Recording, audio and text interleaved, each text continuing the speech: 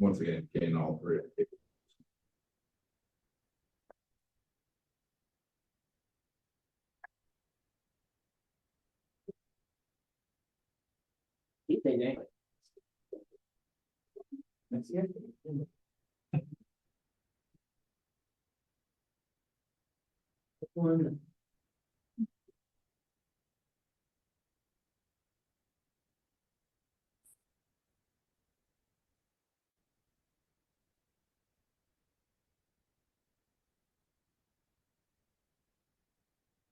You left me a voicemail?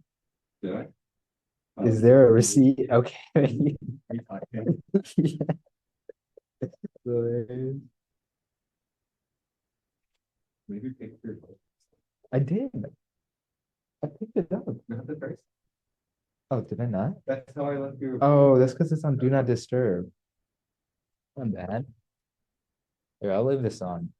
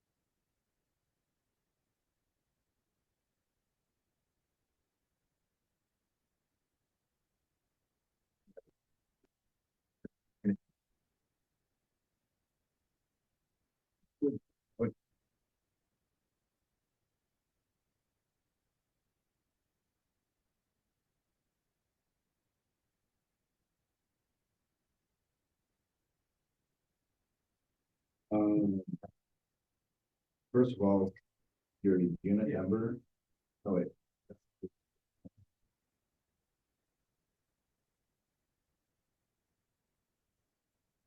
I'd say you're missing an underscore there.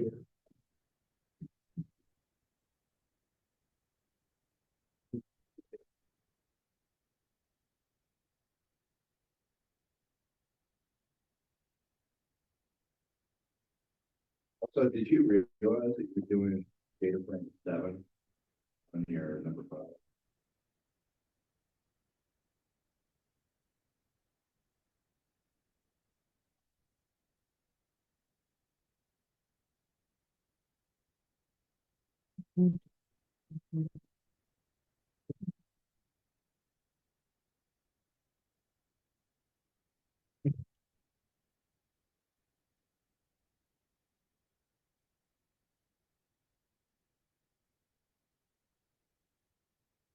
Luke, have you heard back? Yeah. Have you heard anything back? No, nothing. But it's before it. They said. I mean, I kind of, okay.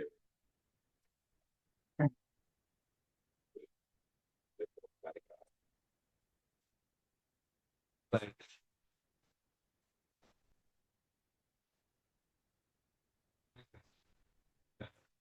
yeah, but for 40.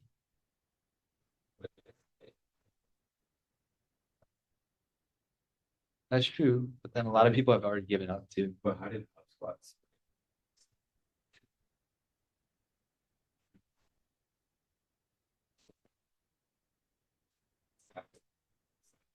He got it. You got it first. Oh, You got it. Oh, I did not got all this experience. I'm still, I've got. that's good. That like that. Yeah. He probably put it on a Spotify user. Minted the you should have put top 1.0. Wait, no, he's 0.00001%. All right. That was That would have gotten you there. Also. It probably would have been like this kid's a loser. All right, guys, not starting yet, but make sure you sign in. We do need to provide a list of people that come, so that would help us. So thank you. Yeah.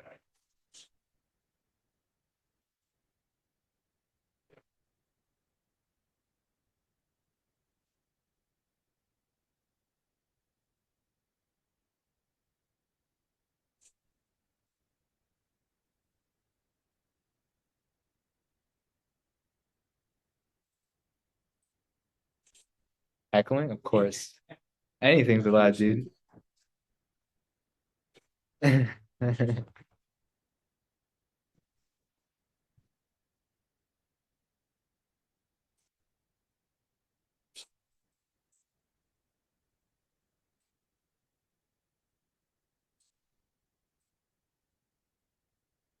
they are. Thank you guys for coming. Today's gonna be an interesting talk, bro. Transformers, yeah. This is what I do in my fun, but like when I actually have time. So don't expect this to be like I'm gonna derive like the whole paper for you guys. No, no, no, no. Dude, I hope you guys aren't expecting a lot from me. Like I really hope, yeah. Oh yeah, I watched that, yeah. We were literally talking about that. Those are pretty sick. They help. Oh yeah. Oh yeah. Yeah. He's releasing one more, the next one. So like yeah. He released one like 2 or 3 days ago. And then I know he's supposed to come out with another one too in that series. The first two. Yeah, dude. It's so cool.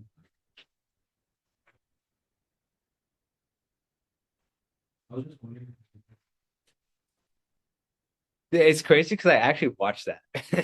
Like when I was when I was making this, I was like, I watched that video just to make sure I'm like actually somewhat right, so I don't feed you guys lies. But yeah.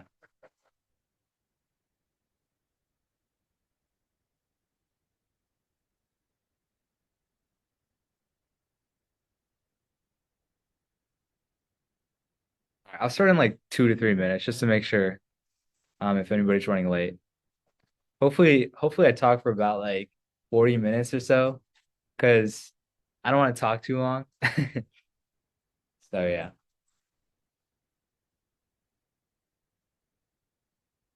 Luke, did you see it was like National Burrito Day? National Burrito Day? Yeah, Ponch released like a ton of free burrito coupons. Oh, it's already over, dog.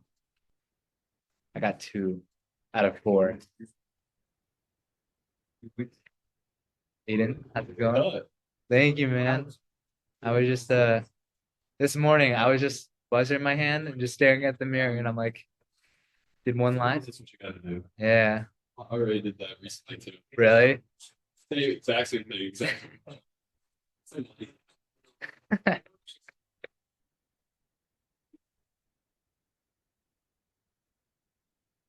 You guys like pizza wait, do you guys like Papa John's or Domino's?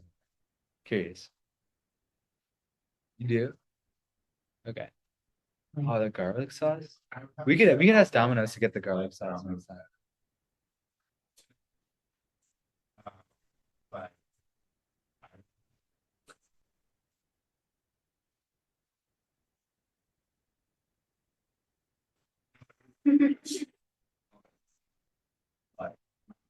That was like one of those large,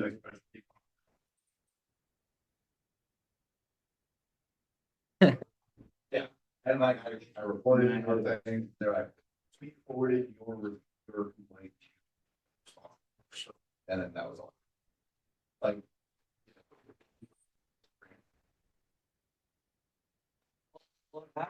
I mean, this morning I was literally I had a buzzer like thing and I was sitting in my tub and then I just was like and then I did it one line down the middle and I was like, all right. Oh no. What do you mean no? I think it looks better. Recognize. Really? Like, I watched, I was like, who's this dude? That's good. I don't want people to recognize me. I'm changing. Uh, I'm changing up on I don't know. He's skipping. Yeah. I'm kidding. I think he has like a test that may overlap with part of ACM or something. yeah. So, all right. Go grab your pizza, dog. Alright. You did? No, please grab some pizza.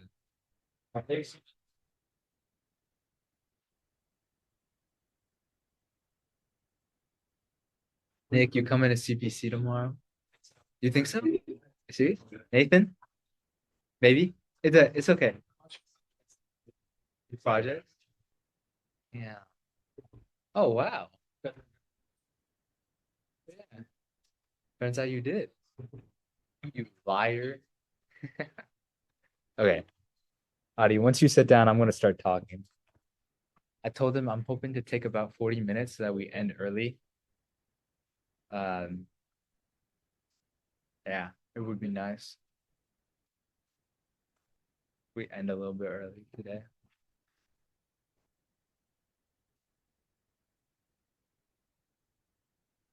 Manish, you should be giving this talk, not me. Damn. I feel like with my slides though, you could make up something and it'd be right. That's the thing.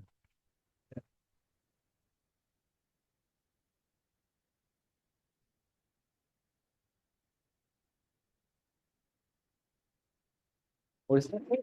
Like, speaking of memory access? Oh, is that you? Dang, Manish, that's pretty official. Okay.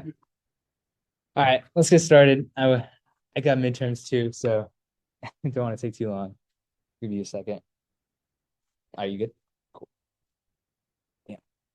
My bad, Audie. Go ahead. We do want to show that we have proper engagement, right?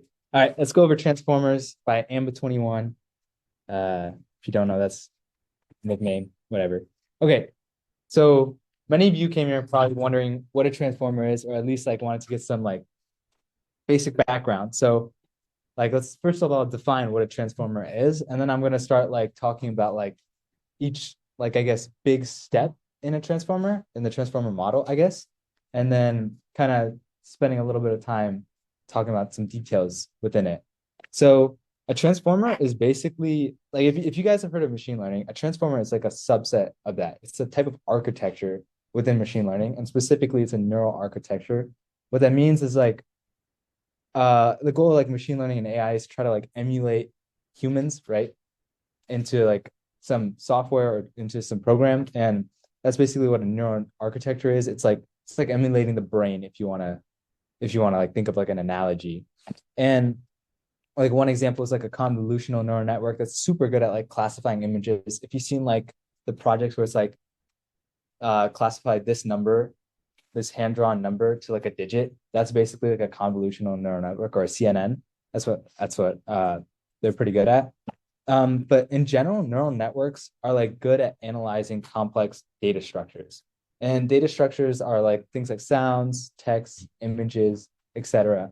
And you may not think of them as data structures, but like for example, an image is a bunch of pixels that you can represent in like an array with like values based on like the color of the pixel. So that would be like the data structure in a sense. So yeah. Oh yeah, and also before I go on, feel free to like ask questions, etc. I want to preface by saying I'm not an expert. I do this for like fun sometimes. So I may not be able to answer all your questions, especially if they're really specific, but yeah. Let's go. So let's talk about like neural networks, but like let's talk about like a specific subset of them. And this is what was the precursor to the transformer model. So one thing that was a common use case was language translation, right? So like if you thought like Google Translate or something like that, like English to French. I use it all the time. It was used by these things called like recurrent neural networks, right? And these things are basically like they take a sentence and they parse each word, or we can say like a token, which is like a segment of a sentence, and they transform it into like, let's say you want English, so they look at this one word and they translate it to French and they keep going, right? So the key word about this though, the key thing about this is that it's sequential, right? So so like let's say these are your sentences right here, the X's, and then they run like algorithm on like one part of the X and then translate it to a Y and then carry a state over. So one question I want you guys to answer is like, what do you think the big O time of like translating like a sentence from English to French is? Yeah, go ahead. Exactly. Yeah, yeah. And each time you traverse a sentence, you run like this complex algorithm on just like one token.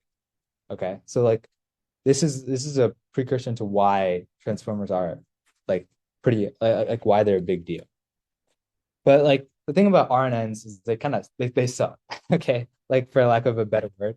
So like I got a couple of questions here and not questions, but like thoughts. And I'm hoping you guys can answer them. But like for example, like paragraphs, like let's say instead of like translating one sentence from English to French, I want you to translate like an essay from English to French. Like, what do you guys think would happen with an RNN? One thing to mention is that there is a state that's calculated each time. Like each time you translate something, there's a state that's being carried over from each token, right? So like if you have a really, really big paragraph, like what do you think the relation between the first word and the last word is? Like if there is any. Go ahead. As you process larger text, Yeah. states. Mhm.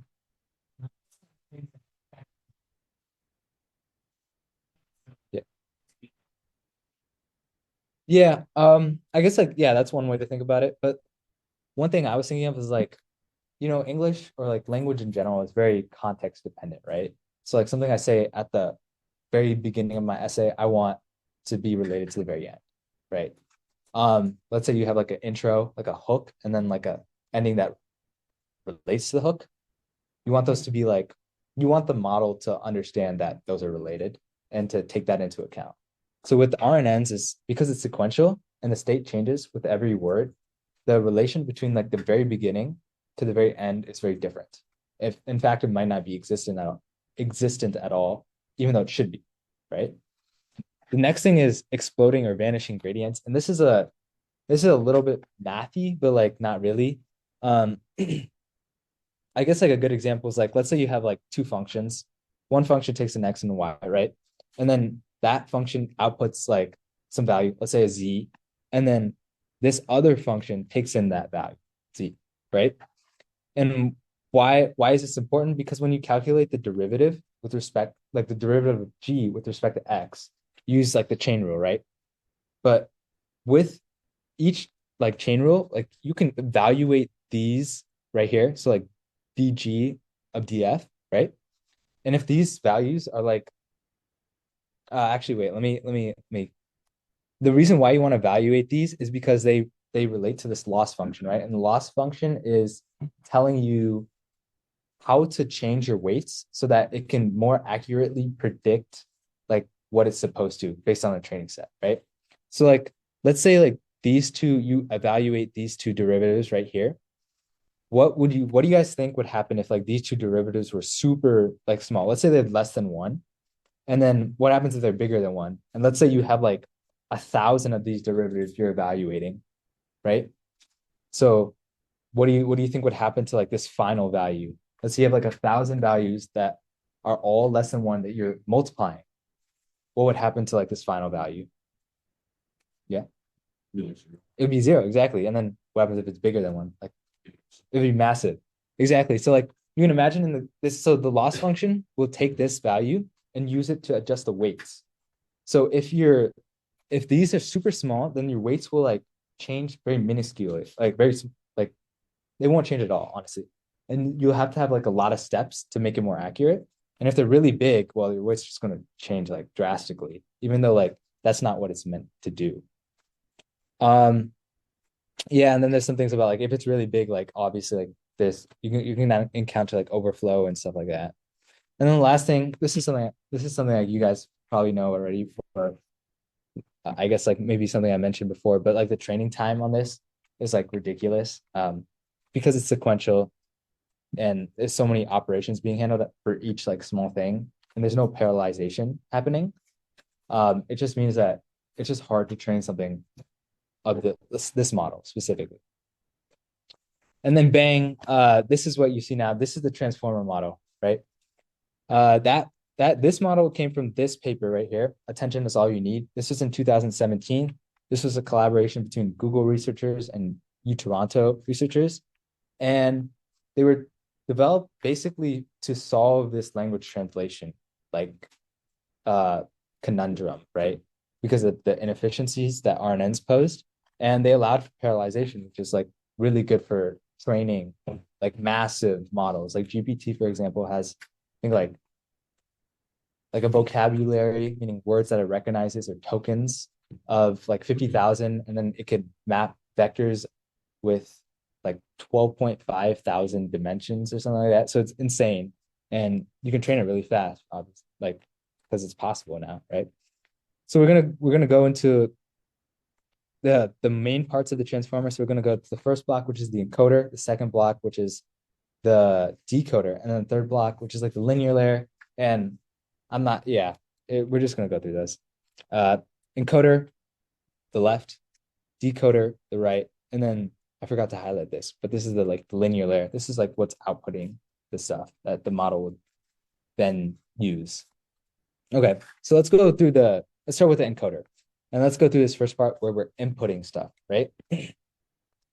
So when you're inputting stuff, right, your inputs need to get mapped to something that the computer can recognize, right? It can't recognize a whole entire sentence, but it can recognize maybe like a matrix or like a vector of a sentence, right?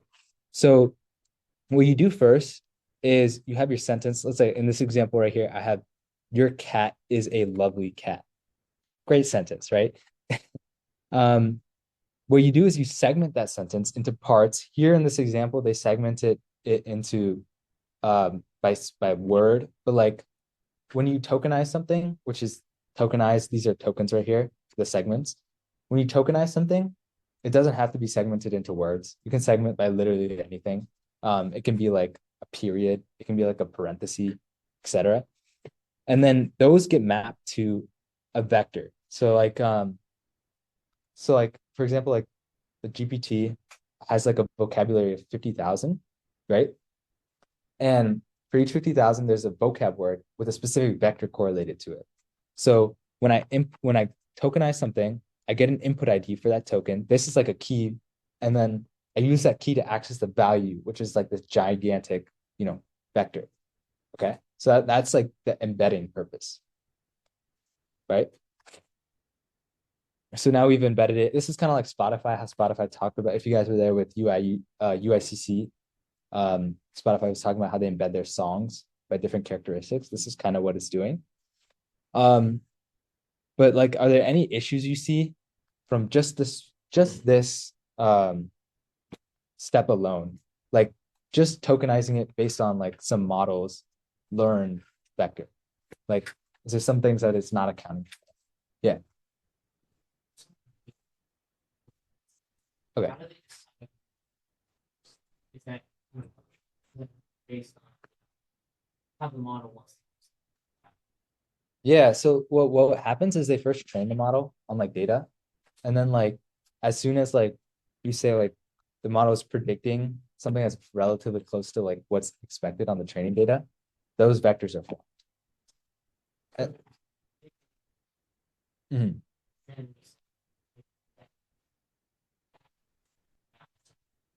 Yeah, yeah, yeah. And like in the paper, they have like 512 dimensions. So like you can imagine like a vector with like that's mapping this word across like all these different characteristics or whatever. And so yeah. But the issues that I'm seeing is like we still haven't addressed like the context or like the position of the word, right? Because like look, like cat and cat are the same vector, but they're in different positions of the sentence, which is important in a sense, and sometimes important. Like if I have a noun here that's emphasized versus like a noun here that's not, yeah, that could be that's like an issue, which is solved by the second part of the transformer model, which is the position encoding. This is like the way that you kind of say, oh, positionally, like these two words are very relevant to each other. So I want them to be treated as close to each other, if that makes sense. So what they do is they calculate this positional embedding, or which is another vector. And note that these vectors are the same dimensions. So like this is like a 1 by n, where n's the number of dimensions, and this is also 1 by n. And like in this sentence right here, so like I said, we want associated words to be treated as close and opposite, and the opposite way for others. And the opposite, my bad. But like the words and others, right? Words and others, these are positionally close to each other, but want and for aren't. So we want to like ensure that those two are being like treated the same way. And yeah, we calculate this positional vector. I put this up here just in case you guys have questions about like how it's calculated. But honestly, this doesn't really matter. Yeah, go ahead. For example, Oh, that's just like example. I don't know. You can choose like the EX. Like this is an example. I don't understand. Yeah, so like words right here and others are close, meaning like they have a relationship to each other, right? I said we want words to be treated as close and opposite in the opposite way for others. Others is like words. It's like relating to words. You know what I mean? I don't know. It's hard to like define, but like It's referring. yeah, exactly. It's referring to it. But like want and for, there's no correlation between it. This is how it's calculated. Now, the cool thing is, oh wait, the cool thing is that like if you look at these formulas right here, position is the position in the sentence. I is just like the entry right here. So dang, I can't really zoom in, but this says like 0, 0, 0, 1. So those are the parameters. So 0 is the position, 1 is like the row it's in, and then it's just plugged into this formula. D model is like the dimensions of the model. So it's a constant number. Just note that all of these things don't depend on a parameter, right? They're all pretty constant. I mean, the only parameter is the position and the row number in the matrix that you're using or the vector you're using. But like there's not like any machine learning, there's not like any training that's been done to calculate these positional vectors or these positional encoding vectors. They're kind of just done based on a formula, right? So let's say I train it, like let's say I calculate the positional vector of these, like your cat is, and then I have another sentence like stay hard by Goggins. What would the positional vectors of the second sentence look like? Yeah, exactly. Yeah. There's no difference. Okay.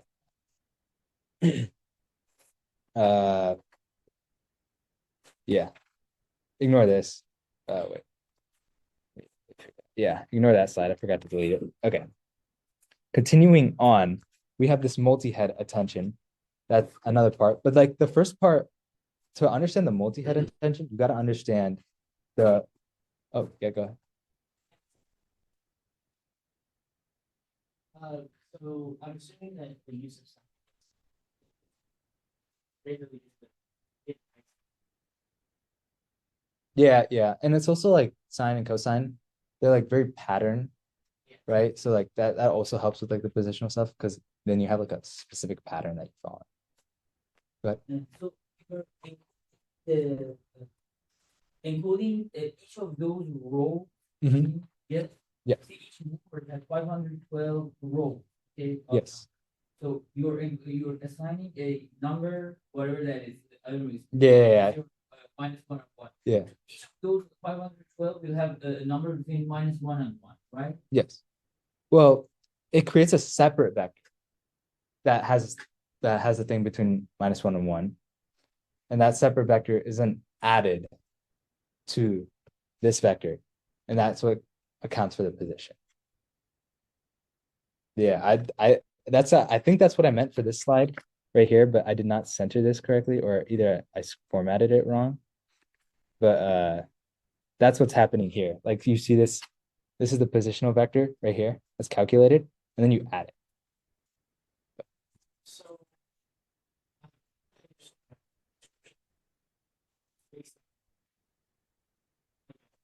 grammar closeness, but Yeah. I don't see how that connects to this kind of Like context. objective mathematical closeness, where it seems like it doesn't matter. Like if you had your cat is a lovely cat, Mhm. a cat are close. Yeah. But then you had your cat is a lovely black cat. Yeah. Position vector, second cat is completely different. But the second cat, first cat still have the same relationship. So I don't see how this. I guess I'm missing where this encoding actually helps, because it seems like it's just another way to index the word. Yeah, so like this isn't like there's the next part that's more so like the context and stuff like that, which is more important in my opinion. But I think this is like what's accounting for like it's like another way to it's another way to index, but it's just like accounting for like I guess the importance of the word within like this long sequence of sentences or something like that. But yeah. Okay. Now let's go to the multi-head attention. So this is kind of like the big deal about transformers, but let's first talk about like self-attention. So before this was made before transformers, and basically what this is this is a way to like contextually relate different words to each other.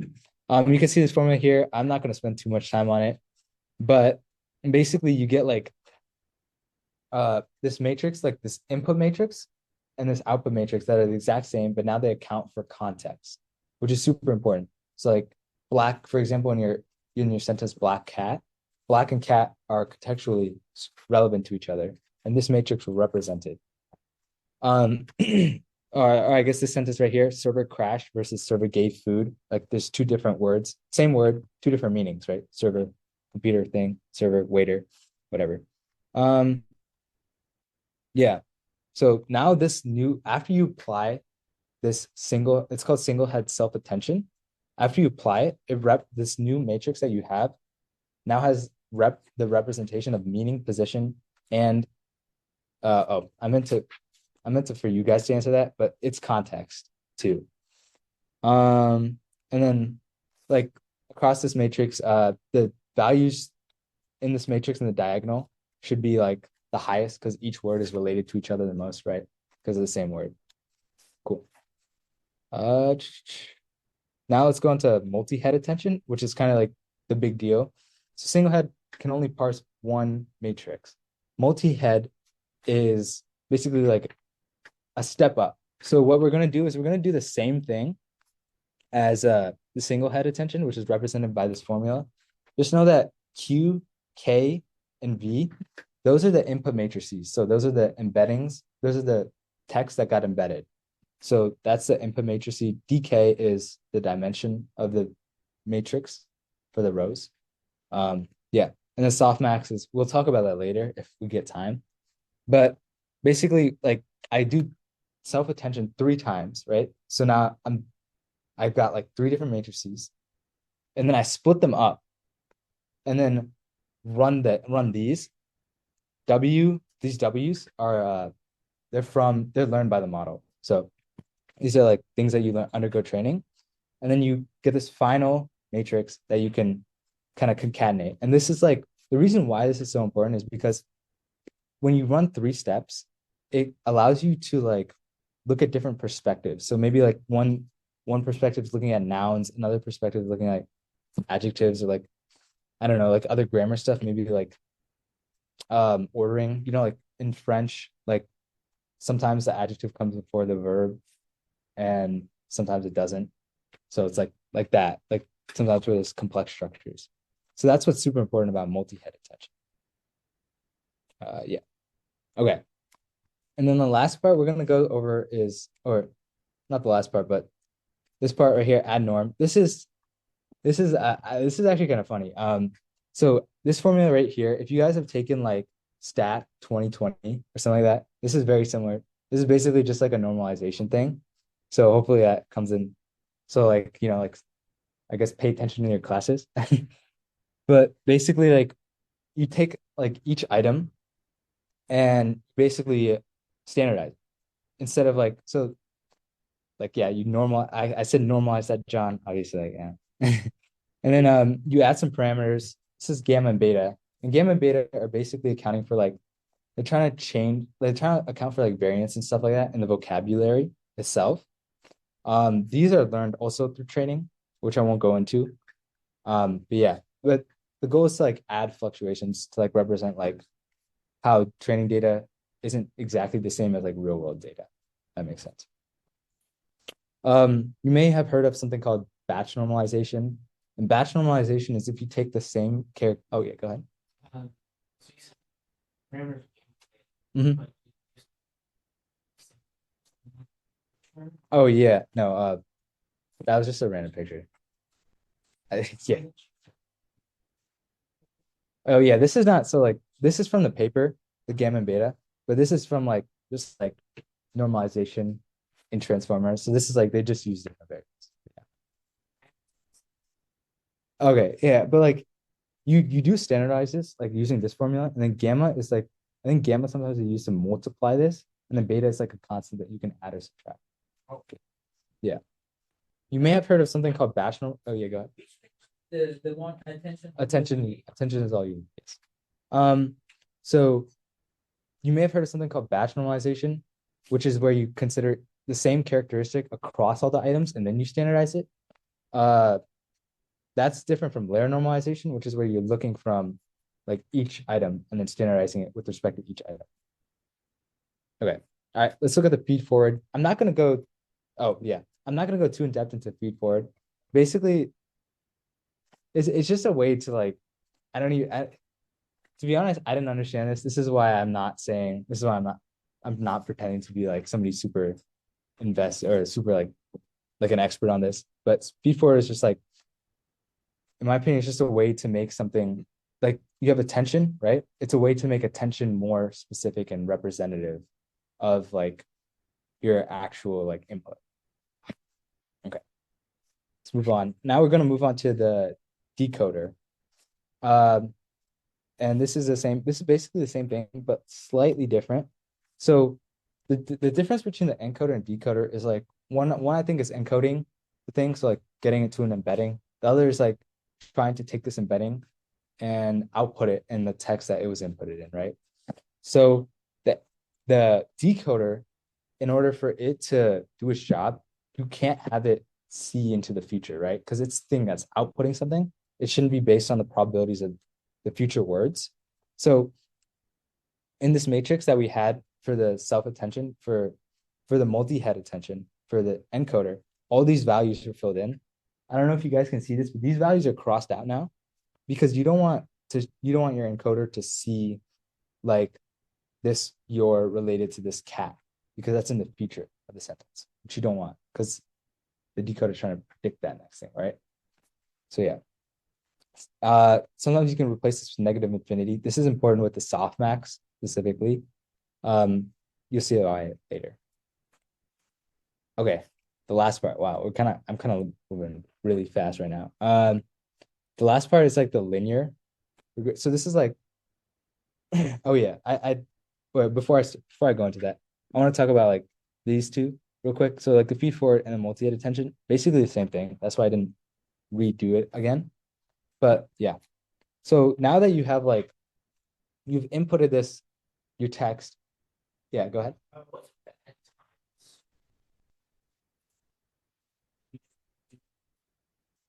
Oh yeah, yeah.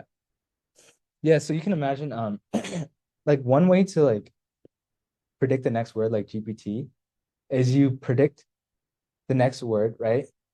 And then you take that whole thing that you predicted now, this new string, and you put it back in, and then you keep running it again and again. you can see like I think initially with like the earlier GPT models, that's what it did. It just like predicted the next word and then passed it back in again. So yeah. Yeah. Okay. So now you pass in this embedding, right? It's some matrix. It's gone through a lot of stuff. It's still the same matrix dimensions, but now it represents a lot more, like position, context, relationships, etc. Right? But now you can't take a matrix with a bunch of dimensions and map it to a word, right? That's super hard to do. I like you have to condense this matrix down into the size of your vocabulary, like one, or the size of your vocabulary by one. If that makes sense. So it'd be a giant vector, right? So how do you do that? Well, this is like the linearization portion of it. This linearization is basically like what I think of it is it's just like applying a bunch of like layers of just matrix multiplication until it can get to one vector like this right here. Now, the thing about this is that this vector, if you add all these values up, the values can sum up to anything, right? They can be negative, they can be greater than one, but you want this to represent probabilities, right? You want to know what your next token is, the next most likely token that you should pick.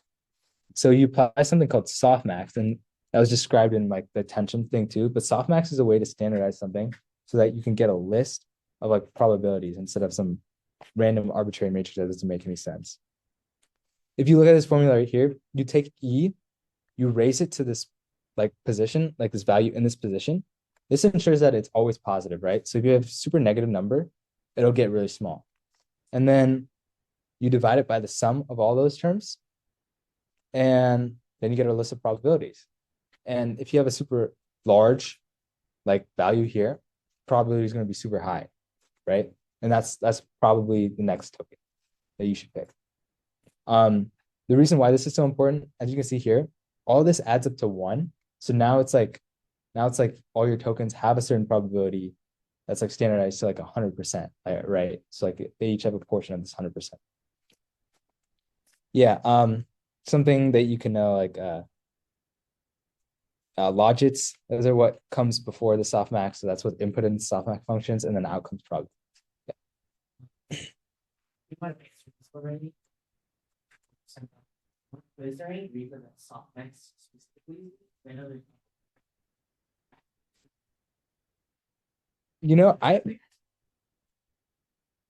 Yeah, no, it's just because they had to.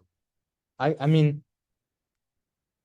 honestly, if there's other stuff that does what softmax does, I don't really know why you pick softmax over that. Like let's say there's something that does exactly the same thing. It outputs a list of probabilities that sum up to one. I wouldn't know why softmax is better. Is Yeah, I think it's more so like you can normalize it and it gets adds up to one, but also like the relationship to each other. Like this one, you should be picking way more than this, right? So it like, I guess that's what it does too. So yeah. Okay. Hopefully that answers your question. I know like I don't know, I don't have like a specific reason why. But yeah. Okay, let's talk about some applications real quick before like hopefully like next 5-7 minutes and then I'll be done. So like obviously we know some applications of transformers, right? GPT, commonly used everywhere. This is what I was talking about before, where you start with the text, predict next word, and then you append it to text and you keep repeating. That's not exactly the case anymore, but that's kind of how you can think about it as like how transformers and GPT like function. Some other things that you can do with transformers is like image generation. So like DALL-E, if you guys have seen that. Sora is a new model that came out. That's video generation. And then the last thing is deep fake. I think OpenAI had something else. Yeah, you have something about that? No. Okay. Yeah, Sora's the video one. They have something I won't search it up now, but it's for the DALL-E.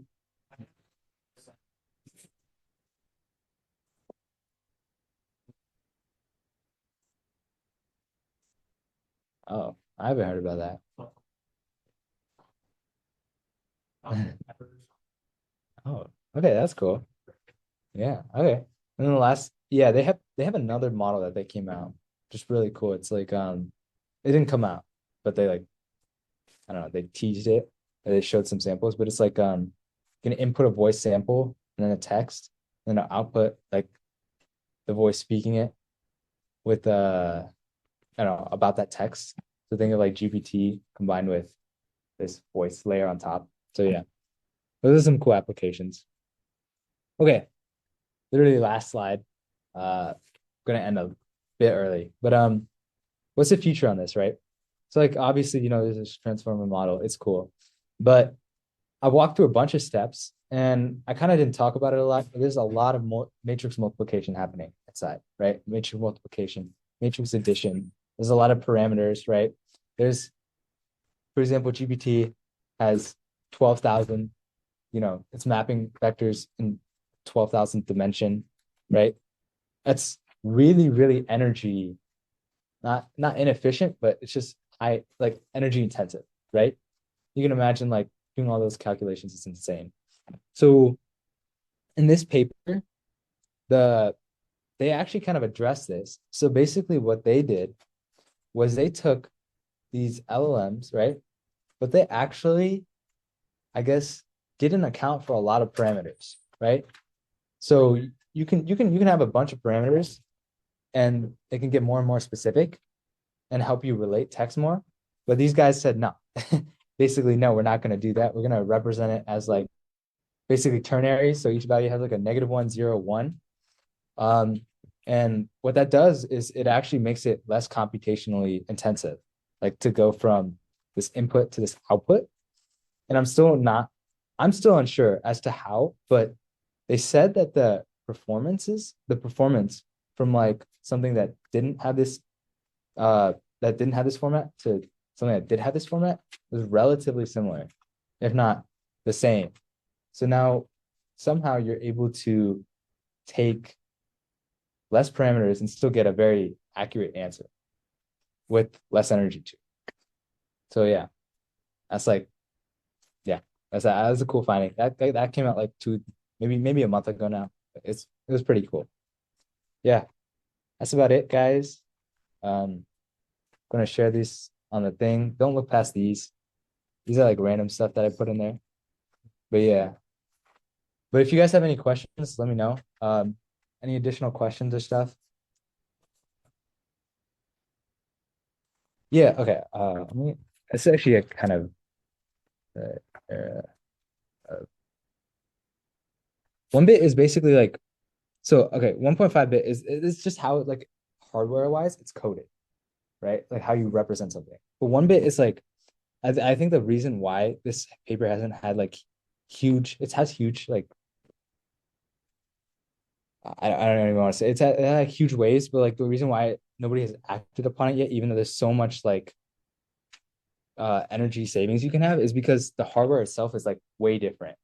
Because they're representing like it's ternary, right? They're representing these things as ternary. So there's only 3 values.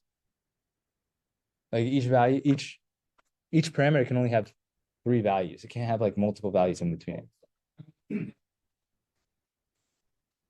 Yeah. Yeah. So 1.58, like 1.58 is in the hardware specification, right?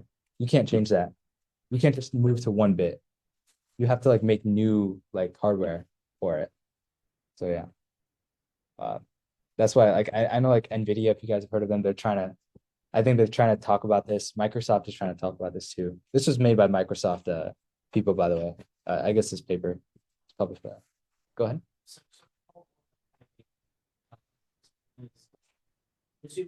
Like log base 2, 3. Log base 2, 3. Something like yeah, it's pretty close. Yeah, it's pretty close. Yeah. So a 1-bit element, just all the parameters are true or false. Well, it's Ternary.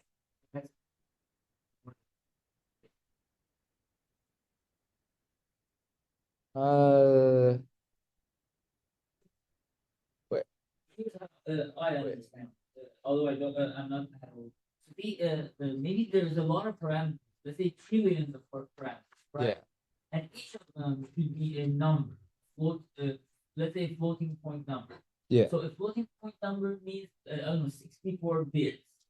So Right. maybe this has come to make instead of bits 3 a ternary. Is that the Yeah, so like you're representing it as a value, right? Float.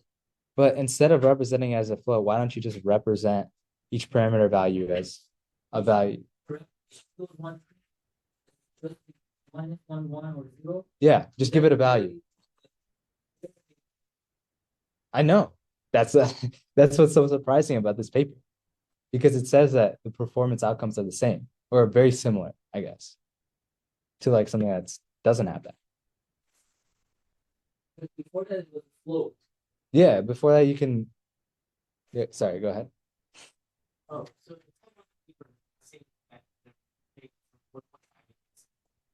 it's saying that it's saying that if you have Yeah. all large language models, Yeah, it's that's what it's saying. It's trying to simplify it. Yeah. saying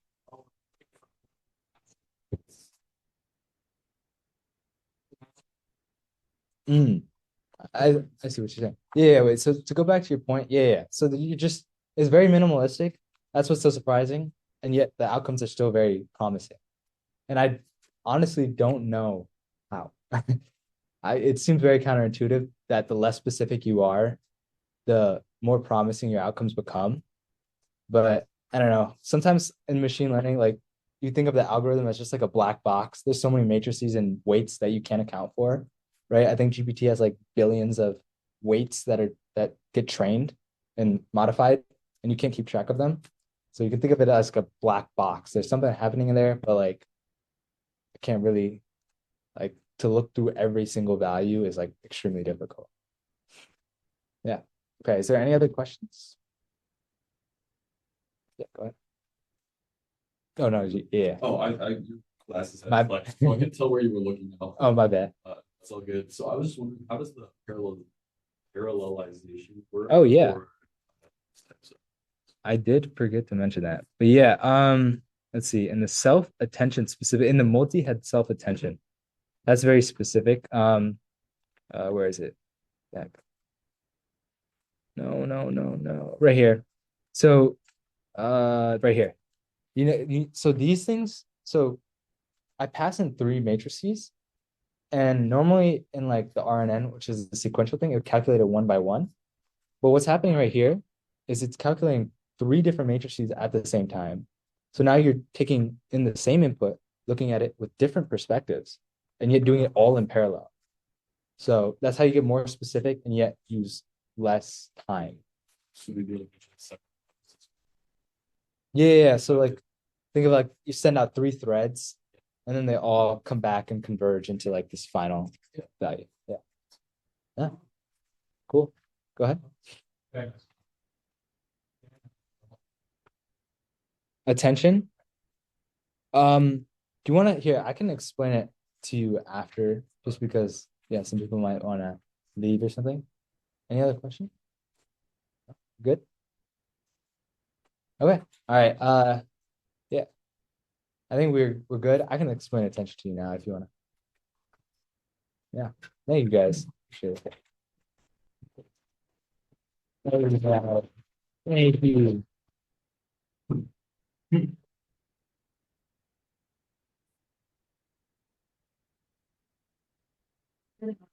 Yeah, go ahead. Yeah, you can go before.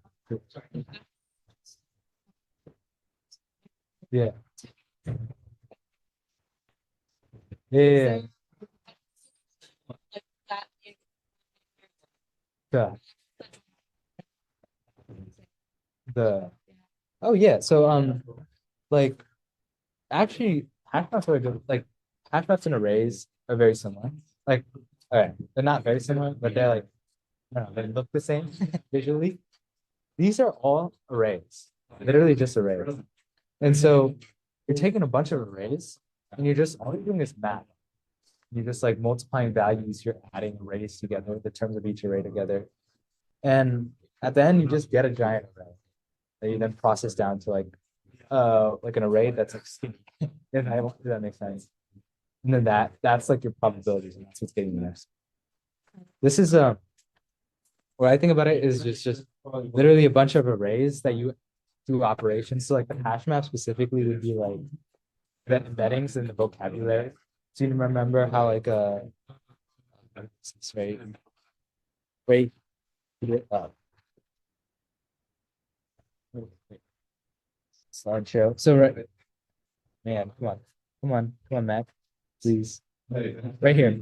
So I put your to ID. This ID is then used as a key to access this. So Yeah. that's a That. yeah. I would think so. I mean, I'm not an expert. Yeah, but maybe. but that seems like a really cool case of Yeah. hash maps. Okay. Awesome. Yeah, I'm trying to understand. Cool. If there's any other questions, let me know. Like if you had any other questions about other stuff, I'd be happy to answer. To the best of my ability, obviously. Yeah. All right. My question's about that potential section. Yeah. Now, yeah, I might not have explained it the best. So first of all, what's the idea? I don't understand the idea. You have a giant body of text. Yeah, but you don't know like words, but you want to represent the text such that words are related to each other. So like let's say you have a giant paragraph, right? This first word, like baby, I don't know, is related to like this pronoun or something in the back, like them. So you want those to be like pretty close to each other. That's what attention's doing. that's all attention's trying to do. The recurrent neural network only has relation between nearby. Yeah. Basically. Yeah, This one is like this is for like massive, yeah. Kind of like more dynamic. Exactly. Yeah. But I like, okay, how does it do that? Okay, so this is a self-attention, right? So this is just one. We think about just one pass. All we're doing is we're literally just applying this formula. So this is your embedding, right? Q and K are embedded. Q, K, and V, all embedded. The same embeddings. What the freak, right? Yeah, that's the whole idea. I think like when you multiply by the transpose, so like what's happening there is it's like that's the matrix. That's like showing the relation. Like so, for example, if you do this times the transpose, you get like a diagonal of super high values. That's because each word is related to each other, right? Yeah. So that's basically what it is. And somehow, because the vector, each thing is like mapped to a vector, you're doing the dot product of two vectors. Yeah. Which gives you a value of how close. It gives you a cosine. Yeah. I don't know if it's exactly cosine, And not but exactly cosine. Cosine similarity, I know. it's like you can think about it like Yeah, that. Yeah. So now you do that. That's how, like, I'm kind of thinking about it. Yeah. But It's just trying to sound how similar these are. And then V, to be honest, I don't know why. But V, So Q, K, and V are embeddings for the same thing. same thing. You have three embeddings. You have three matrices. Yep. Three matrices, all the same thing. But like I think it's just like query, key, and value. So it's like each word you have a column vector, and so you have a bunch of words, you have a matrix. Is that how it's doing? Yeah. Okay. And then I see. DK, that's just like how tall your matrix is, how many rows there are. To normalize parameters? the, yeah, I see. And this thing, and you first have to get a good representative of Q, K, and V by some training, right? Yeah. Okay, and then after that, you do this to. This will give you a matrix, right? This gives you a diamond. Yes. A matrix that's representing the Relations. between words. Between. Oh, okay. Yeah. So this is pretty important. But then the multi-head is like doing the same thing, but on steroids. Oh, It's like- like all in parallel. Yeah. Oh, When I say on steroids, I just mean like a larger process of the same thing that we're talking Oh, okay. about. It's just like more perspective. This picture, like, I can see how it goes from here to kind of connecting. Yeah. Into the head. Yeah. I cut off the image because I couldn't like fit it in. But like this is think of each thing going into like before breaking down. Yeah. That's each like self-attention thread. Breaks down. That's like next block. Hey, I don't get it. What do you say? Is that Q, Q, K, and Q, K, and V? Yeah. so like think about it like do I have the attention? I don't have the attention. So the matrix gets calculated, right? Yeah, yeah. Think about just one thing. Ignore this. It gets calculated and then broken up Broken up into columns. into columns, yeah. But then like it's happening every time. I think it's doing that so that it can paralyze it. Yeah, it's paralyzing it, but also like each thing, it's like a different perspective. From how I understand it, it's like a different perspective. So like, That makes sense. yeah, so like now you have all these parameters, but then also you're considering them from different perspectives, accounting for That's a that. good way to put it. Different perspective. Guys, I can't honestly, I can't even be more specific. Different perspective. Yeah. Like you're viewing it from a different way. So like let's say this one's. Oh, what does this arrow? Have you seen it? I haven't seen it. Oh, No, you go. okay. This arrow is just like there's some value here that gets broken. Yeah. So this is the matrix. This would be the matrix here. Yeah. Combined, but then now it's broken up. Part. Then it's combined. Yeah. It's all put back together. Yeah. So you use Q to get K. No. You use Q, you combine it with K, and then you combine it with V. And it all gets down to you combine them all together. Oh, so this arrow means combining. Yeah, it's like adding. Or like kind of like an operation between vectors. Like this operation. No, this is attention. This is like you're combining the vectors by adding. Oh, This that's is like adding. and this is the Hands. That's like the combination. combination of those. So this is different from this attention. This is not attention. No, this is this is this.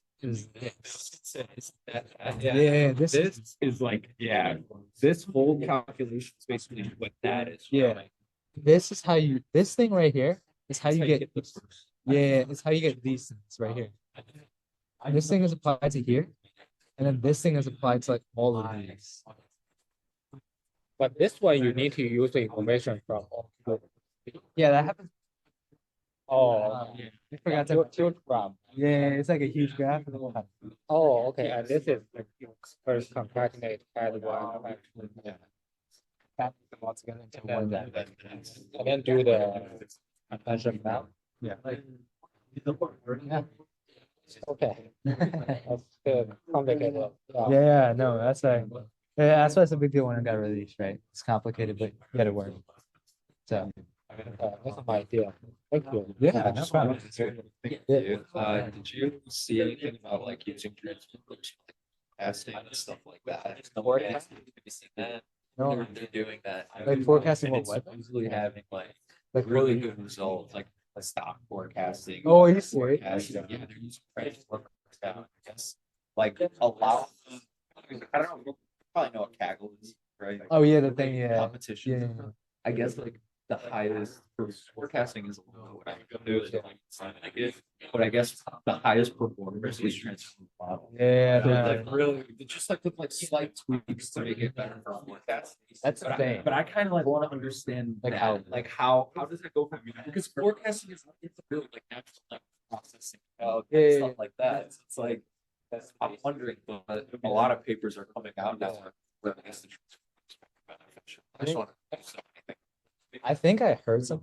I want to say it's just because like related events and like certain stocks, industries, and etc. are like correlated, and so you can use like a transformer of that. But I honestly, dude, I don't know. Yeah. It's a good application. I'm colors not forecasting. Trying to pick the lead. You could bet on it. Nah, honestly, just so I can like send it, like you're like just like be able to like, you know, Oh, like, and then just, tell like, somebody else. I'm not a best, but like Yeah, they. theoretically it could be prophetic, but I don't know. I got you. I'm not. I don't like to do that. Yeah, I got you. That's cool. Appreciate the Yeah. talk though. No problem, man. Thanks for coming, dude. Yeah, it was actually really interesting. I like the feedback. This is the first one. One last question. What is this stuff? That's like a matrix of weights that's learned from training. Oh, Yeah, so I try not to talk about that stuff. okay. Thank you. Yeah, no problem. Let's go. I've got a bone to pick with your terminology. Okay. An n-dimensional vector is actually not exactly what Well, so. Oh, was it? You have a vector Yeah. embedded in Rn is typically what that is, but an n-dimensional vector is like, Is it n You- by n or something? Or what yeah, is it? n by n by. Yeah, you're right. So it should be Something like like n by n. That's what I meant to say, but yeah. Yeah. You're it's right. not- You're totally. Your point gets across, but, you know, It's it's good. a vector in good. Rn. Yeah. Is two-dimensional vectors. I mean, I guess any. Oh, yeah. You know, Cool. Yeah. How do you like the talk? yeah, it was pretty. Do you think it made sense? I don't know. It's like this is the first one that we've. Oh, for this. Yeah, I mean, like, cause you had all the, like, some of the good stuff. I should Yeah, use that like is- that. Yeah. I think, Google, they were using Google to do this. I know that they have like an insert equation thing. Oh yeah, I could have done that. Honestly, I was just too lazy. That's. I I should- should point that across, but. It'd make it clear, especially with like the chamber stuff. Oh. Yeah. Thank you guys for coming. Appreciate it. Have a good one. So they kind of just automated. Yeah. Order for people voting more.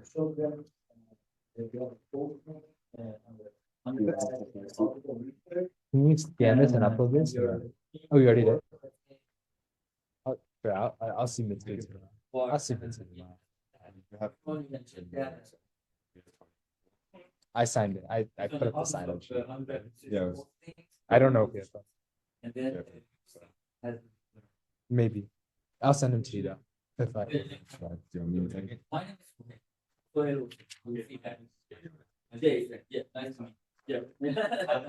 Are you gonna give it to me tomorrow? Oh, we have the minutes. Yeah, no, actually. Oh, you want me to send the names though?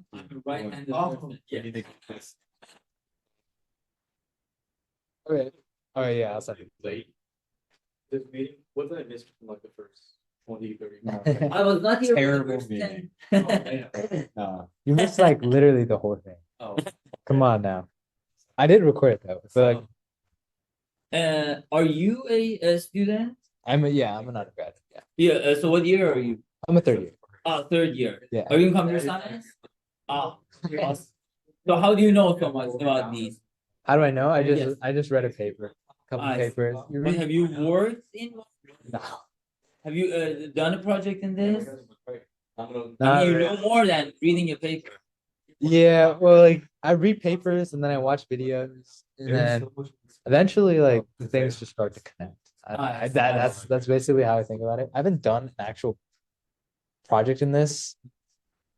It's really hard. So are you interested? I work in a lab. We work on deep learning. Project involving deep learning. So we have still not entered using transformers. Okay, that would be our next step. I mean, my colleague has used it, but I can also. I mean, we yesterday put a posting on Office of Undergrad Research. See, I can tell you just. I can pitch it for you just in 1 minute, and you can see if you're interested. Okay, I will warn you though. I am in another research lab. So which that's what I was asking. So Oh, that's with Rashad. Here, yeah, sure. I can The lucky lab. This is the lab I'm in right now. We don't do. There is this. Did you get a formal? I don't know. I never check. I just know I'm researching, and that's all that matters. What are you doing? Not networking. It's actually like ML stuff. It's kind of cool. Yeah. It's like it's very similar. So I am using transformers in my research as well, but it's not like modifying transformers, like digging deep into transformers. It's You just- use pre-trained transformers. yes. Yeah. Yeah, but it's more like using transformers to validate something else. That's I see. And this lab is about language models. no, it's actually about like social implications of like algorithms, networking stuff, etc. So yeah. So like think about like like how certain social medias have algorithms to suggest Yeah. best content. So like this is researching like how like what they cause, the effects of it. Is it negative? Is it positive? I see. And things like that. So you mean it's with graphs? Not really. No? Not really. No. Yeah, because I thought these social things are work with graphs. They It's do. Graphs, yeah.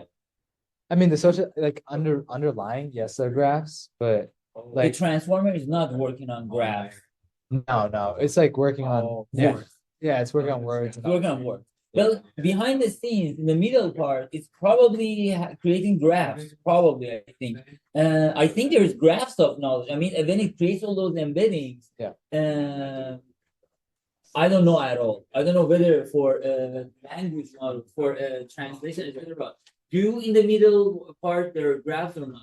I don't You think don't that think so? I don't think so. I think it's just a bunch of matrices. Oh, Matrices and vectors, like all that. I. No graph. I don't think they're graphs. So, for example, let's say ChatGPT has been trained on, let's say a lot of information online. Okay, how does it make associations between different concepts? How does it make those associations? All of those are in the embedding. Embeddings, yes, exactly. So like you have like the word, you have this giant matrix that represents your like dictionary of words you understand, right? And then all of those words have an embedding. That's basically where all that. I thought there is a huge graph of associations. I thought that's how it is. No, it'd be too inefficient. When I say inefficient, I mean it just take too much time. So I mean, because we have graph neural networks, we have these transformers can also work on graphs. Okay, Yes. Another one of our colleagues is working on graphs and applying transformers to them. Yeah. So I mean that is possible, but yeah, I think yeah, in the case of language, it's not. yeah, I guess like in this specific case, I don't think there are graphs in the background. Nice. You wanna ask? Oh, yeah. Do you want to talk about like what you want to go over this or? I was, Sorry. maybe. Okay.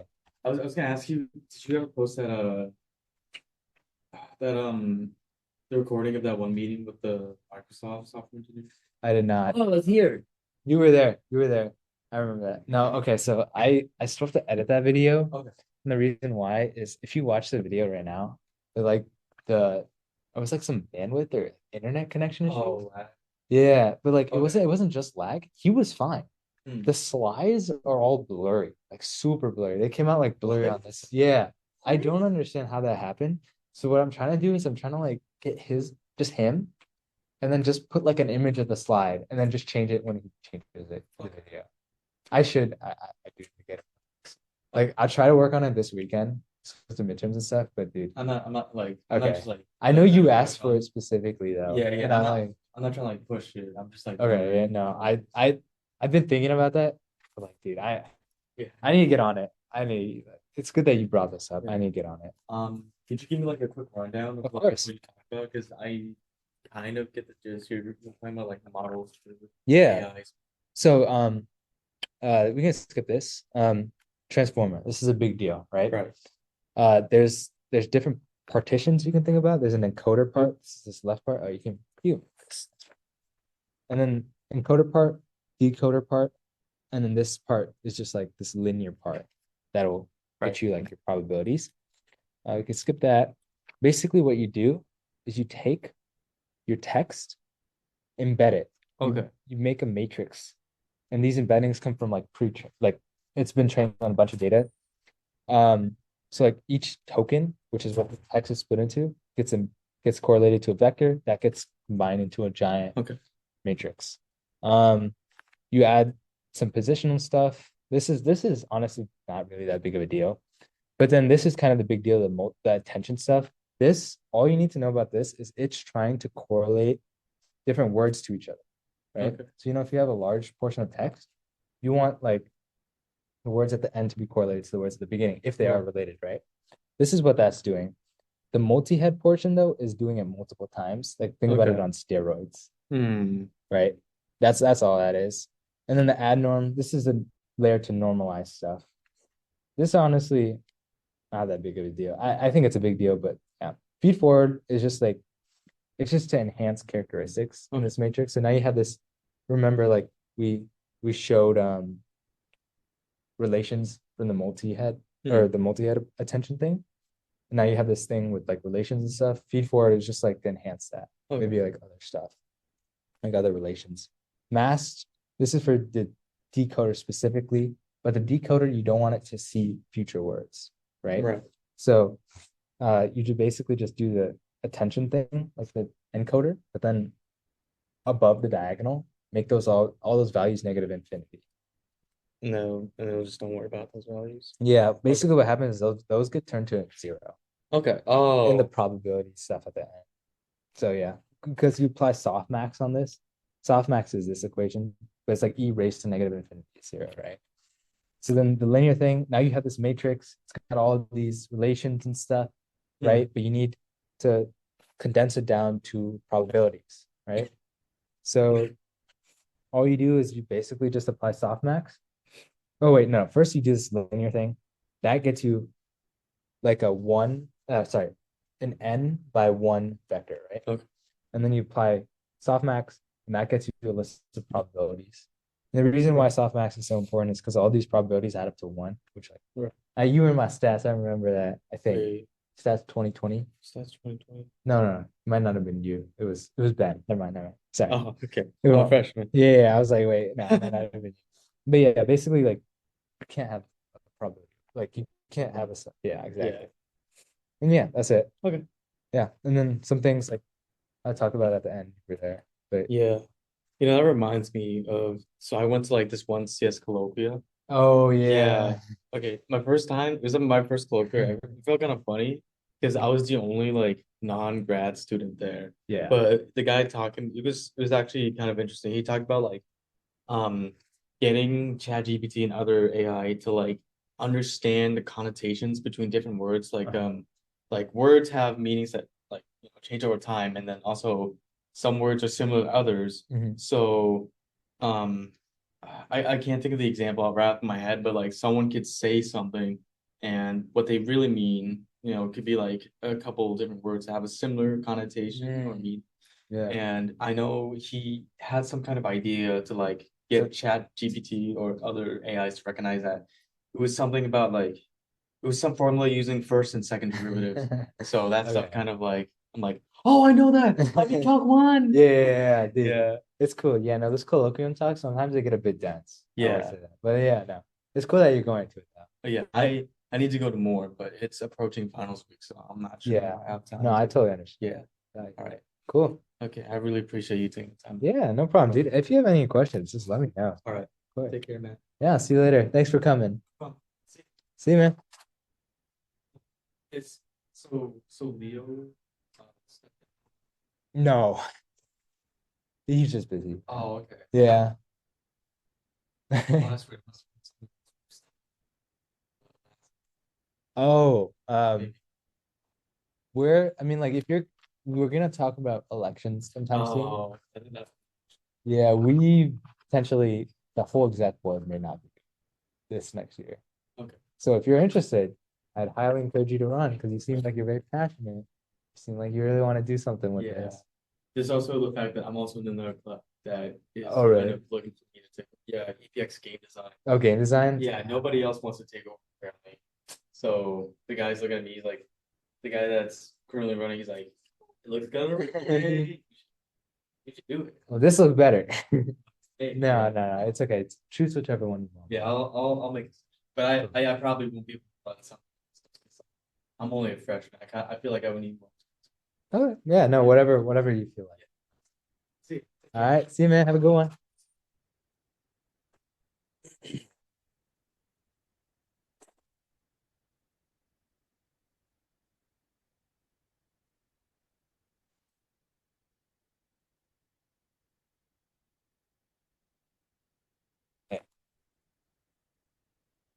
Look at my hair. All right.